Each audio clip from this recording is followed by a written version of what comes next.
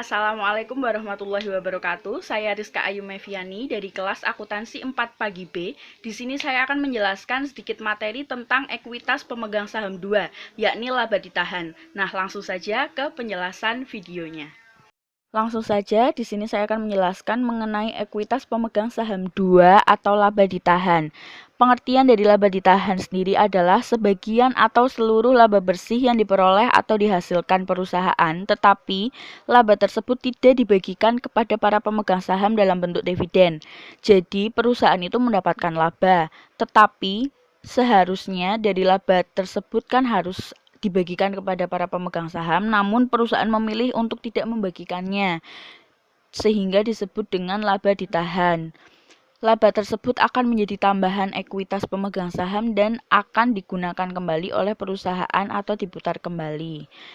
Selanjutnya ada manfaat laba ditahan. Yang pertama, karena adanya laba ditahan, perusahaan bisa menutup kerugian atau membayar hutang jangka panjang. Kemudian sebagai cadangan kegiatan operasional dan pengembangan usaha dari perusahaan tersebut, rekapitulasi yaitu ikhtisar akhir periode atau cadangan biaya investasi pada investor. Jadi uang atau keuntungan yang didapat oleh si perusahaan tersebut dijadikan cadangan biaya investasi pada para investor.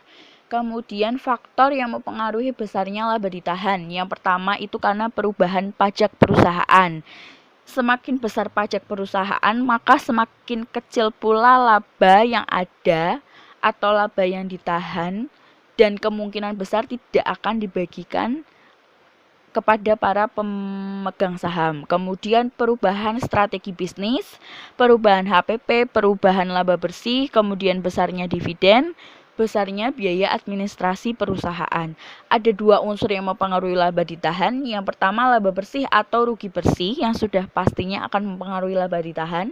Apabila ada laba bersih yang cukup banyak bagi perusahaan, tentu akan dibagikan kepada para pemegang saham. Nah, apabila terjadi kerugian, bisa jadi justru para pemegang saham itu tidak akan mendapatkan bagian dari keuntungan ataupun bagian dari perusahaan. Kemudian dividen. Nah, jurnal laba ditahan itu bisa melihat posisi laba ditahan yang berada di sisi pasifa. Laba ditahan akan bersaldo di sisi kredit, bukan debit. Nah, laba ditahan perlu dilakukan pencatatan atau penjurnalan ketika terjadi.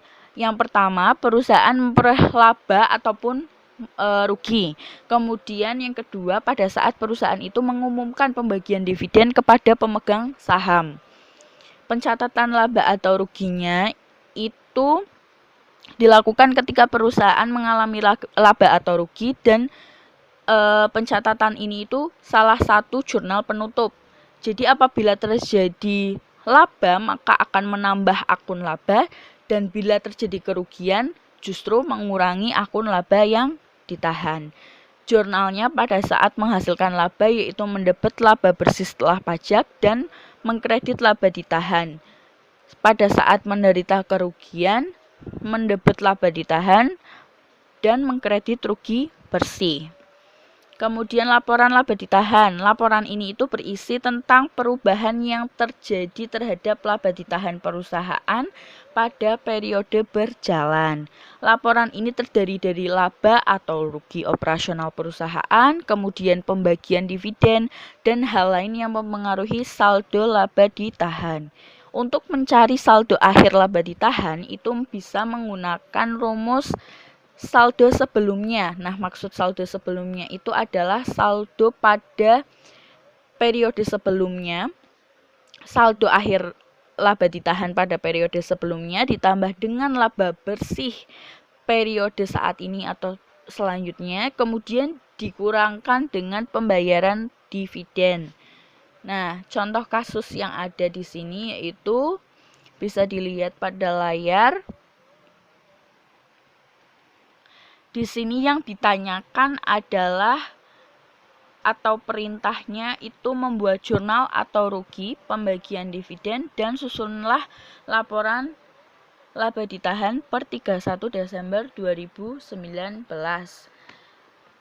Langsung saja ke pembahasannya. Yang pertama, jurnal jika perusahaan menghasilkan laba seperti yang sudah dijelaskan tadi, maka mendebat laba bersih setelah pajak dan mengkredit laba ditahan sebesar 5.800 yang tertera pada soal. Kemudian apabila menderita kerugian, bisa dilihat seperti pada layar. Dan jurnal saat pengumuman pembagian dividen itu mendebut laba ditahan sebesar 5.300 dan mengkredit utang dividen saham preferen 2.000 dan utang dividen saham biasa itu 3.300. Jurnal pada saat pembayaran dividennya itu mendebut utang dividen saham preferen dan juga utang dividen saham biasa sebesar 2.000 dan 3.300 pada kas atau kredit yaitu kas yang dikeluarkan sebesar 5.300. Laporan laba ditahan per 31 Desember PT Blimbing Jaya seperti yang tadi mencari saldo akhir laba ditahan itu dengan menjumlahkan saldo laba ditahan pada tanggal 1 Januari 2019 dengan laba bersih setelah pajak selama 2019. Jadi 4.700 dijumlahkan dengan 5.800, kemudian dikurangkan oleh pembayaran dividen tunai, yakni dari saham preferen dan saham biasa sebanyak 5.300. Jadi laba ditahan akhir periode atau 31 Desember 2019 adalah 5.200. Selanjutnya itu ada kebijakan dividen. Dividen sendiri bagian dari laba perusahaan yang menjadi hak dari pemegang saham. Besaran atau jumlahnya itu biasanya sudah dirapatkan oleh pemegang saham atau RUPS. Nah, jenis-jenisnya ada 5. Yang pertama tunai atau kas, properti, skrip, likuidasi, dan juga saham.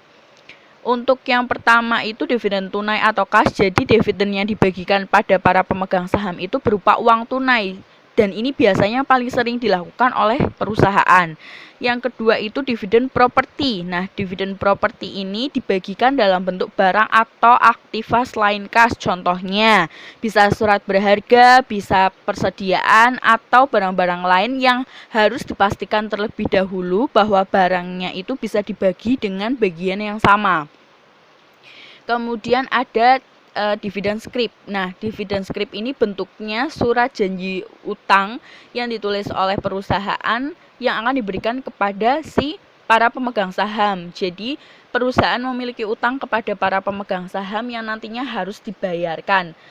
Nah, disebut sebagai utang di situ karena saldo kas perusahaan biasanya tidak cukup sehingga dianggap sebagai utang.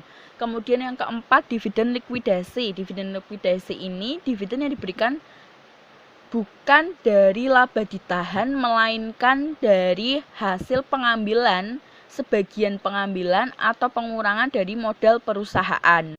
Kemudian yang kelima itu ada dividen saham.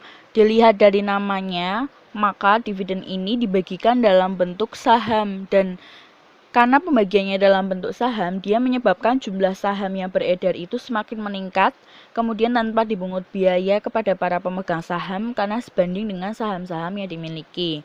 Tujuannya mengapa dibagikan dalam bentuk saham? Yang pertama itu untuk menahan laba secara tetap. Kemudian yang kedua, pembagian tanpa pembayaran tunai ataupun aktiva. Yang ketiga itu untuk menaikkan jumlah saham yang beredar, kemudian pada saat jumlah saham yang beredar itu meningkat, maka harga pasarnya akan menjadi turun. Nah, ukuran dividen saham itu ada 2. Yang pertama kecil dan yang kedua besar. Kecil ini kurang dari 20% dari saham perusahaan yang diterbitkan, kemudian dicatatnya itu pada nilai pasar wajar. Jika yang besar itu ukurannya lebih dari 20 hingga 25% dari saham perusahaan yang diterbitkan. Dicatatnya pada nilai wajar pasar. nilai pasar wajar. Nah, dividen saham bisa dibagikan dengan cara biasa maupun cara spesial atau khusus. Kemudian ada pemecahan saham atau stock split. Nah, yang pertama itu dengan mengurangi nilai pasar saham. Yang kedua, tidak ada jurnal untuk ini. Dan yang ketiga itu menurunkan nilai nominal dan meningkatkan jumlah saham. Stock split di sini itu adalah tindakan memecahkan yang tadinya itu hanya selembar saham menjadi lebih dari yang tadinya selembar saham itu atau menjadi banyak. Di sini dikatakan itu bisa sampai sebanyak N lembar, sehingga saham-saham tadi itu menjadi lebih kecil dan jumlah yang beredar itu lebih banyak. Kemudian ada penyajian dan analisis ekuitas pemegang saham. Ada penyajian dan analisis. Penyajiannya itu ada 3 kategori yang muncul dalam kelompok ekuitas pemegang saham. Yang pertama itu ada modal saham, kemudian tambahan modal disetor, dan ketiga laba ditahan. Ketiganya itu biasanya dilaporkan pada laporan posisi keuangan atau neraca perusahaan. Yang analisis itu biasanya dengan mencari rasio pengembalian atas ekuitas pemegang saham. Nah, cara mencarinya itu dari laba bersih perusahaan dikurangkan dengan dividen saham preferen, kemudian dibagi dengan rata-rata pemegang saham biasa. Yang terakhir di sini adalah laporan ekuitas pemegang saham. Oh iya, dari yang mencari rasio tadi itu menunjukkan bahwa beberapa dolar dari laba bersih perusahaan yang diperoleh untuk setiap dolar yang diinvestasikan dari pemegang saham. Nah, pada laporan ekuitas pemegang saham ini biasanya disajikan dalam format yang pertama itu ada saldo awal periode. Kemudian ada penambahan-penambahan apa, misal dari contoh yang seperti tadi, laba bersih pada periode sekarang atau selanjutnya, kemudian pengurangannya itu berupa pembagian dividen atau untuk kegiatan-kegiatan operasional yang lain, kemudian akan ditemukan saldo akhir periode dari ketiga format yang di atas. Itu saja yang bisa saya jelaskan mengenai materi ekuitas pemegang saham 2, kurang lebihnya mohon maaf. Wassalamualaikum warahmatullahi wabarakatuh.